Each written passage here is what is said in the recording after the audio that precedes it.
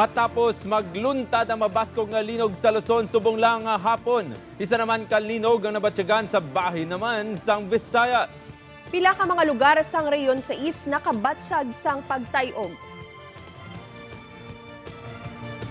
Publiko ginapahanumduman nga mangin alerto sa posible aftershock.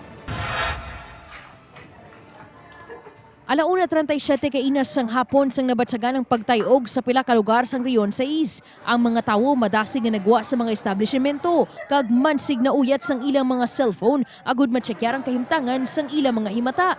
Naglaptaman sa social media ang mga linog post. Sa ginpagwa nga impormasyon sang FIVOX, nabatsagan ng magnitude 6.5 nga linog sa epicenter sini sa San Julian, Eastern Samar. Nabatsagan ng intensity 5 sa Tacloban City, mga bahin sang Eastern kag Northern Samar kag Leyte. Intensity 4 sa Iloilo City kag pila ka bahin sa Surigao del Sur, Naga City, Sorsogon City kag Catanduanes. Intensity 3 sa Binalbagan, Negros Occidental kag pila ka porsyon sang Masbate, Butuan kag Southern Leyte. Intensity 2 sa Bago City kag Bacolod City. Nabatsagan man ang pagtayog sa bahin sang Pasay City, Aklan kag Capiz.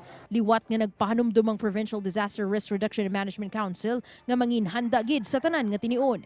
Ang mga kabataan pangtudloan sang nagakadapat nilang himuon kag semestro sa aton sa mga munisipyo kag sa subong madamo na gid man no ang nagsabat sina ining ginatawag naton I use the term proper way of conducting an earthquake safety drill. Dugang pasang PDRRMC nagakadapat nga may ihibalugid ang tagsa ka individual kung ano ang nagakadapat nga himuon in kaso may trahedya nga magluntad kaangay sang linog. Purpose lang sina is only to lessen the impact or to minimize the impact ng earthquake. Kaya ang earthquake hindi mo punggan, pero may mahimo ka. If ever kabalo ka on what to do, diin ka makadto, ano himuon mo.